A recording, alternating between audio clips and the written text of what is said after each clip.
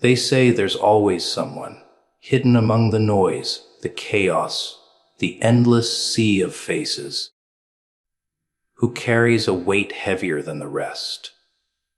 Not because they asked for it, not because they were ready for it, but because something out there decided they were the one, the chosen one. The strange part is, you don't feel chosen when it happens. You feel broken, lost, even cursed. But that's the test, isn't it? To see if you'll hear the voice that calls when everyone else is too distracted to notice. To see if you'll listen when the world would rather you stay deaf. To see if you'll rise when every part of you wants to sink. Being chosen feels more like a burden than a gift. People love the idea of destiny, of being picked out of the crowd, of being the one who matters. They romanticize it. Dress it up in gold and glory. Make it sound like a crown placed gently on your head. But the truth, it feels nothing like that. It feels like a weight pressing down on your shoulders, a target painted on your back, a voice whispering in your ear that you can't afford to fail. It doesn't feel like privilege. It feels like punishment. When the world looks at you as the one, they don't see your weakness, your doubts, your nights spent staring at the ceiling wondering if you're enough. They only see the role. They only see the expectations. And those expectations don't stop. They grow. They multiply. Every step you take, every word you speak, every mistake you make, it's all magnified. Suddenly, you're not allowed to be human. You're not allowed to stumble. You're supposed to carry it all with grace, as if being chosen erased your flaws. But the flaws remain sharper than ever. The cruel part is how isolating it feels. Everyone wants to be near the chosen one, but no one wants to understand the cost. They admire the light, but they never notice the shadow that comes with it. You smile. You nod. You pretend to be strong, while inside you're cracking under the weight of something you never asked for. And that's the truth about being chosen. It doesn't come with your permission. It comes uninvited, and you're left wondering why now, why this? You don't feel blessed. You feel cursed. Every victory feels smaller than the pressure waiting around the corner. Every compliment feels hollow compared to the silence of doubt echoing inside your chest. People assume you're lucky, but luck doesn't feel like this. Luck doesn't keep you awake at night. Luck doesn't make you question if every move you make is the wrong one.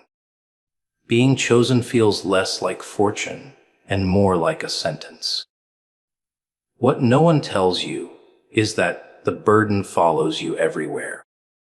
It's not just in the big moments, it's in the quiet ones too.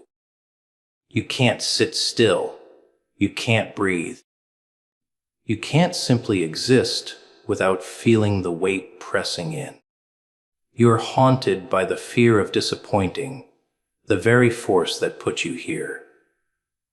And the worst part, you don't even know if that force is kind, or cruel, or simply indifferent. You just know it's watching, waiting, judging whether you'll rise to the role you never asked for.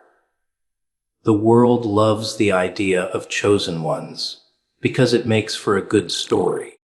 A hero, a savior, someone to believe in. But the story is written from the outside. From the inside, it doesn't feel like triumph. It feels like chains. It feels like your choices are no longer yours. Like every step forward is already decided. Like you're trapped in a script you didn't write.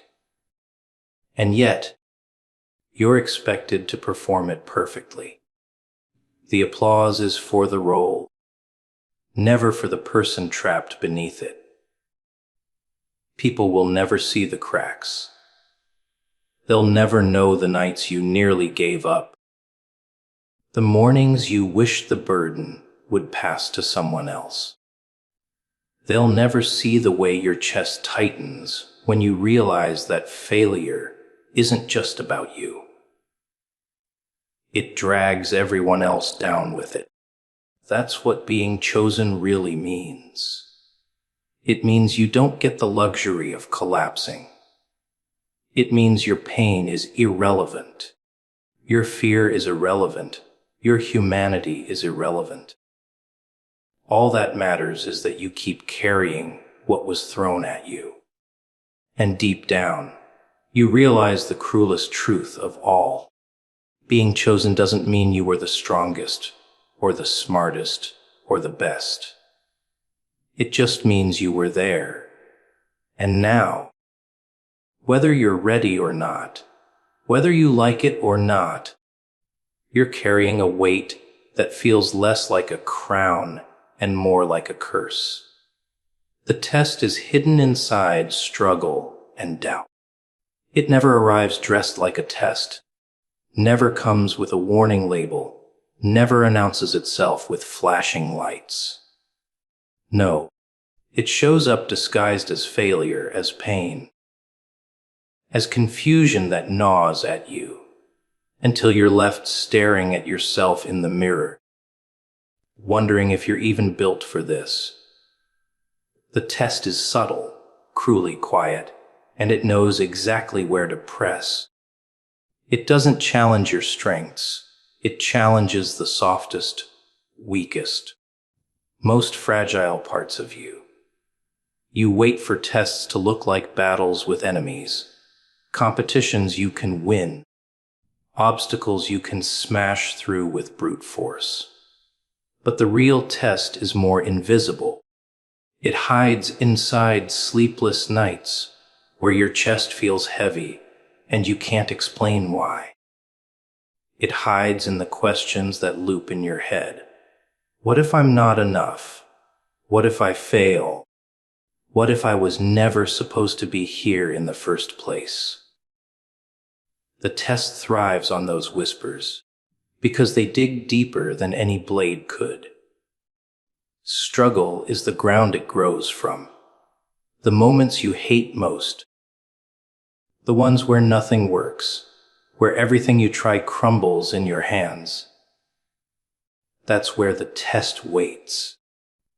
Not to see if you'll succeed easily, but to see if you'll keep going when success looks impossible. Struggle isn't the punishment, it's the proof. It's the stage where you reveal whether you'll cave in or crawl forward.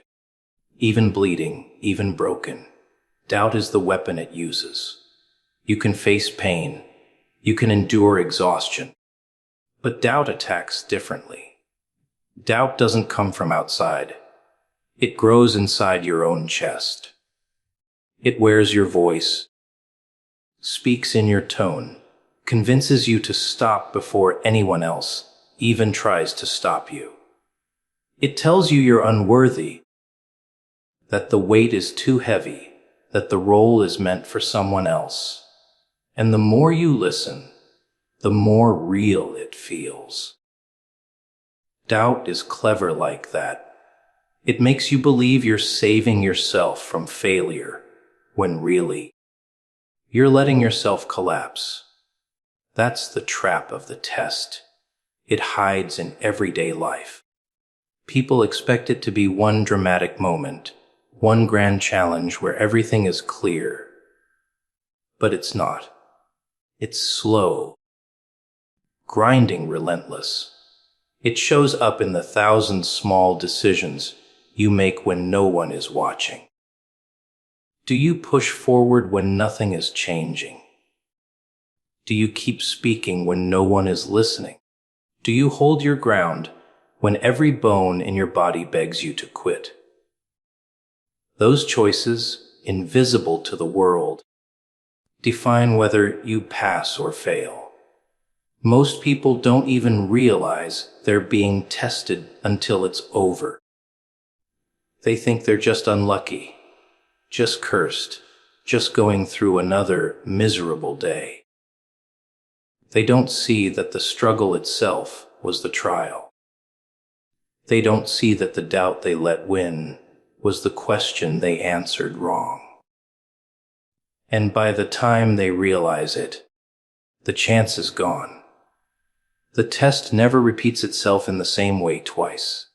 Once you fail to face it, it moves on, leaving you to wonder what could have been if you had endured a little longer. But for the ones who face it, the test reshapes them.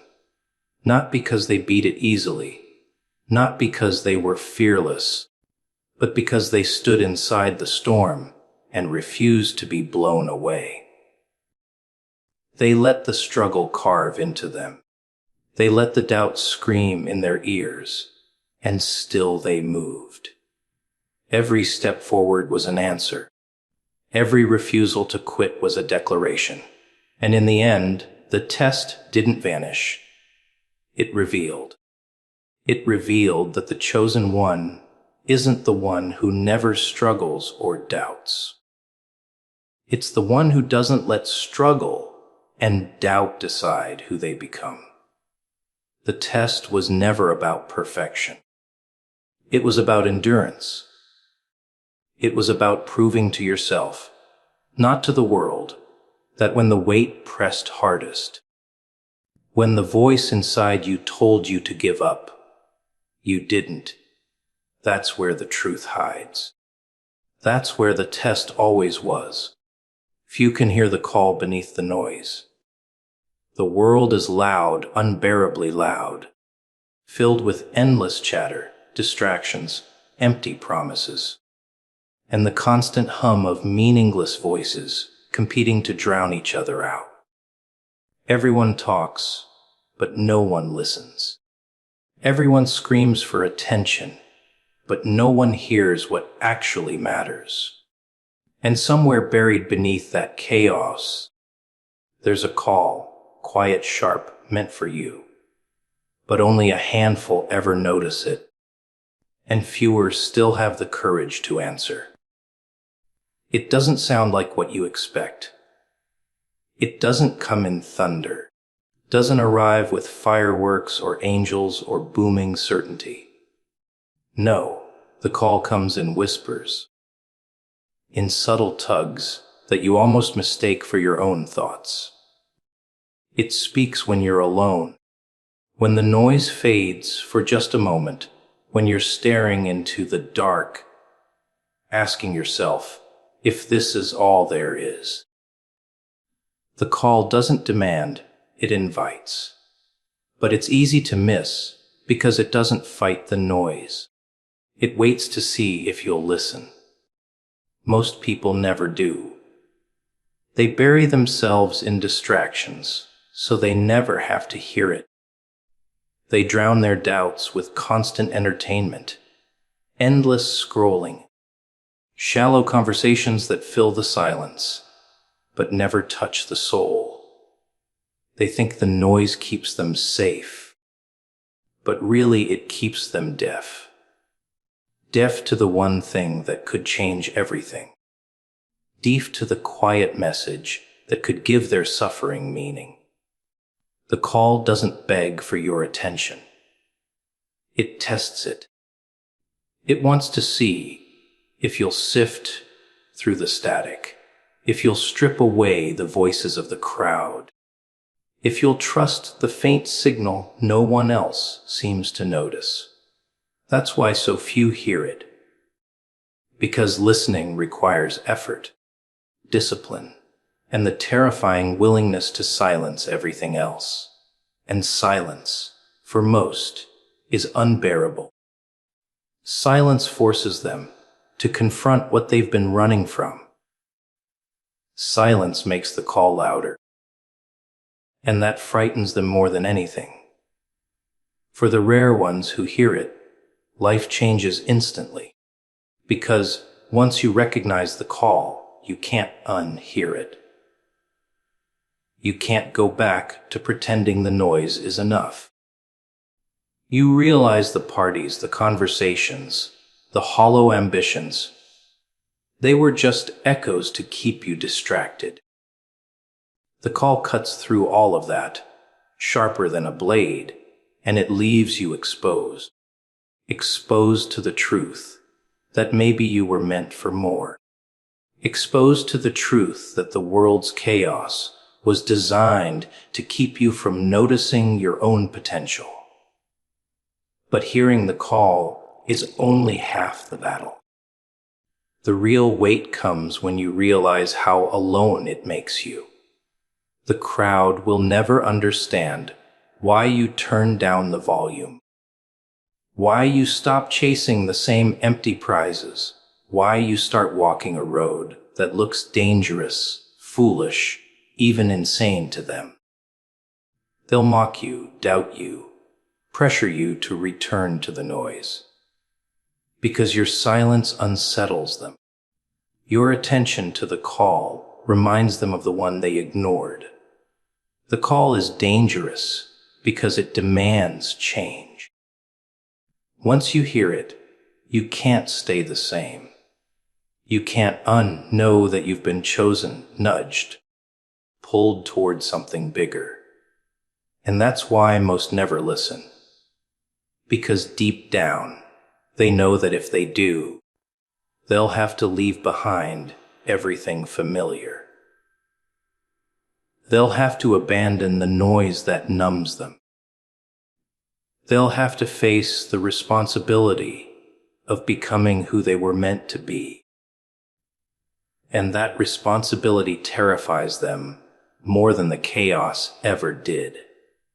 Few can hear the call beneath the noise because few are brave enough to go looking for it. Fewer still are willing to let it disrupt their lives. But the ones who do, they discover what the rest of the world will never know. They discover that the noise was never the truth. It was the cage, and the call was the key waiting quietly for them to finally listen.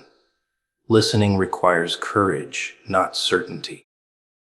People think they need to have all the answers before they move, that clarity must come first, that the path should reveal itself in bright lights before they take a single step. But it never works that way. The call never arrives with a map.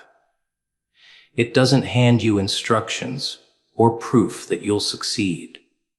It's just a voice, faint and unsettling, daring you to trust it. And most people ignore it because they're waiting for certainty that never comes. Certainty is comforting. It makes you feel in control, safe, untouchable. But certainty is also an illusion. The world shifts too quickly, breaks too easily, turns on you without warning.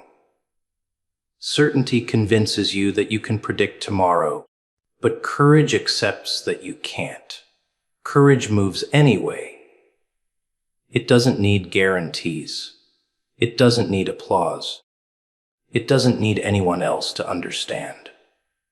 Courage hears the whisper, feels the fear, and takes the step regardless. Listening takes courage because it means shutting off the noise that everyone else clings to. It means standing in silence long enough to hear what you were meant to hear, even if it rattles you, even if it demands something you don't feel ready to give. Courage isn't the absence of fear. It's the decision that fear won't be the one making choices for you. And when you listen to that quiet pull, You're making a choice that defies everything the crowd lives by. The crowd thrives on certainty.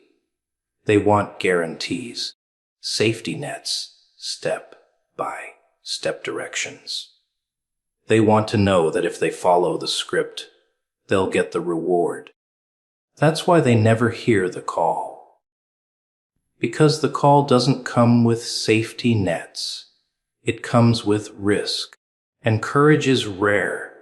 It's rare because it costs too much. It costs comfort. It costs approval. It costs the illusion of control that most people build their lives around. Listening demands you pay that price. The call tests whether you're willing to trade certainty for possibility. It asks if you're bold enough to chase something invisible, something unproven, something that may destroy you just as easily as it may elevate you. That's why listening is terrifying. It feels like stepping off a cliff blindfolded, trusting that the ground will rise to meet you. And no one wants to feel that vulnerable. No one wants to risk becoming the fool. So they drown the call in noise, tell themselves it was nothing, and crawl back into the safety of certainty that never truly existed. But the irony is, those who wait for certainty never move. They circle the same routines, repeat the same mistakes, live the same shallow days until time runs out. And when it does, they realize certainty betrayed them. Certainty gave them nothing but the comfort of stagnation. Courage, on the other hand, at least gives you movement. It gives you the chance to find out who you could have been. It gives you the chance to step into a life that doesn't just repeat itself endlessly. Listening requires courage because it's active, not passive. You can't just hear the call and nod along. You have to act. You have to take the risk. To walk into the unknown, to gamble everything on the possibility that the whisper meant something, and that gamble separates the chosen from the crowd. Not intelligence, not talent, not certainty, just the raw courage to trust the call, even when nothing makes sense. People think courage is about grand gestures, about charging into danger with no fear. But real courage is quieter. It's choosing to listen when it would be easier to pretend you didn't hear. It's taking the first step when your legs are shaking. It's admitting you don't know the outcome and moving forward anyway. That's the courage the call demands. And without it, the whisper fades, and the chance dies before it ever had the chance to grow. Rising happens when sinking feels easier. Anyone can stand tall when the ground is steady, when the light is warm, when the world feels kind. But that's not what life does, not for long. It drags you down, pulls at your ankles, whispers in your ear that it would be simpler, so much simpler, to just let go, to sink into the comfort of giving up, to stop fighting, stop struggling, stop clawing for air. And in that moment, when surrender feels like the natural choice, rising demands everything from you. It doesn't look glamorous. Rising isn't some cinematic moment where the music swells and the world cheers. Rising is ugly. It's choking on your own breath. It's dragging yourself across the floor when every muscle screams for rest. It's standing on broken legs while your mind begs you to collapse. Sinking feels gentle compared to that. Sinking is silence, escape, relief. Rising is pain, And that's why so few choose it. You don't rise because it's comfortable. You rise because something deep inside refuses to die. You rise because even in the middle of despair, some buried part of you still claws toward the light. It's not about strength. It's about defiance. It's about spitting in the face of the voice that says, "You're finished." It's about moving upward, even when gravity has every reason to believe it's already won. The temptation to sink is constant. Life makes it easy. Disappointment after disappointment, failure after failure, the weight of expectations pressing down until you can barely breathe. People walk away, promises collapse, and everything you built starts to rot in your hands. And the whisper grows louder, why keep fighting? Why not just let yourself slip under and disappear?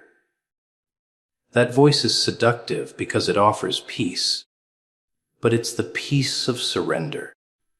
And surrender erases everything you could have been. Rising isn't about ignoring the urge to sink. It's about facing it, staring it in the eye, and deciding that even though every part of you aches for rest, you'll keep going. You'll drag your body forward when your soul feels empty. You'll scream back at the silence that tells you no one cares. You'll rise, not because it's easy, but because it's the only way to prove that you weren't built to break as easily as life hoped you would. What makes rising powerful is that no one can do it for you. People can encourage you, push you, even throw ropes down into the pit, but in the end, you're the one who has to climb. And climbing feels impossible when sinking is just one small surrender away. That's why rising matters, because every inch you drag yourself upward is yours. Every breath you steal back from despair is proof that you are still here, still alive, still fighting against a world that wanted you buried. Most people don't rise because they don't even recognize the moment they're sinking. They disguise it as comfort, as rest, as acceptance. They call it moving on, letting go, being realistic, but deep down, they know the truth. They didn't rise because it was too hard. They didn't rise because sinking gave them an excuse to stop. Rising is brutal honesty. It forces you to admit how much it hurts, how much you've lost, and still choose to move anyway.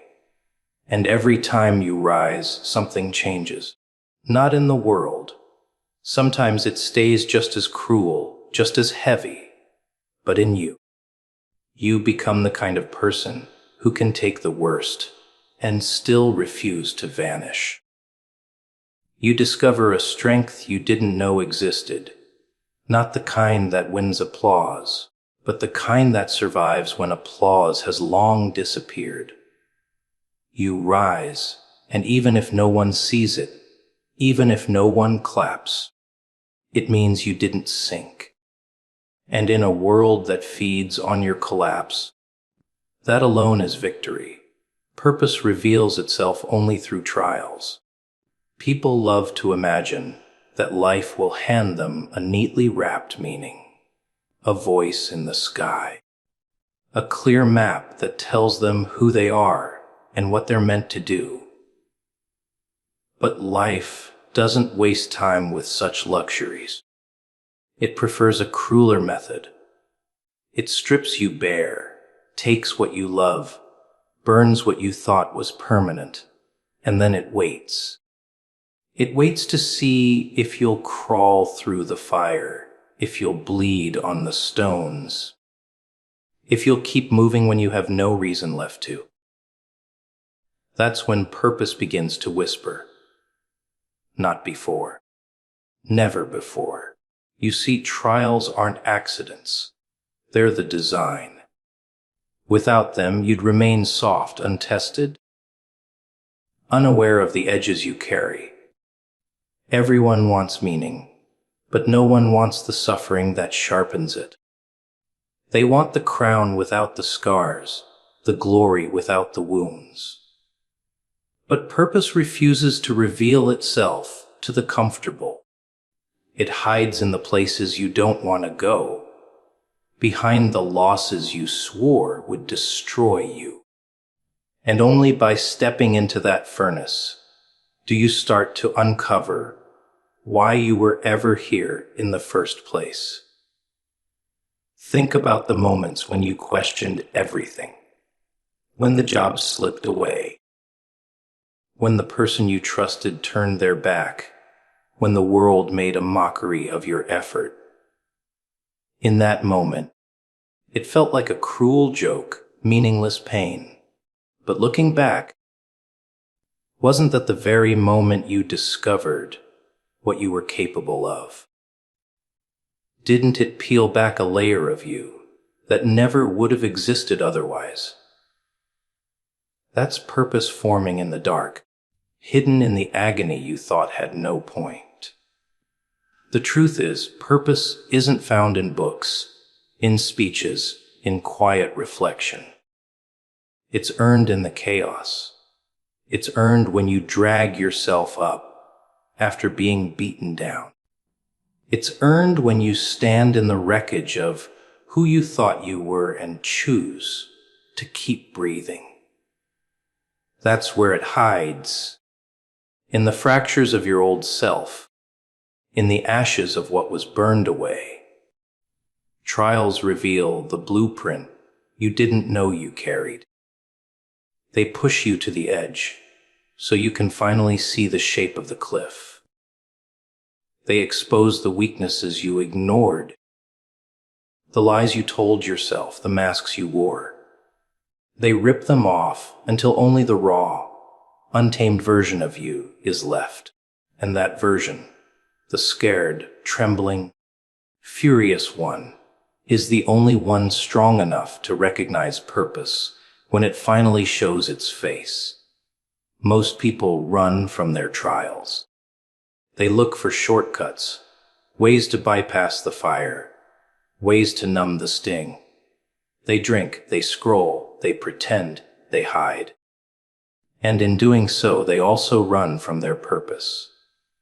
Because the two are inseparable. If you dodge one, you lose the other. If you embrace one, you earn the other. Life isn't cruel because it hates you. It's cruel because that's the only way to carve you into something real. And here's the part no one likes to admit. Purpose doesn't always look glorious.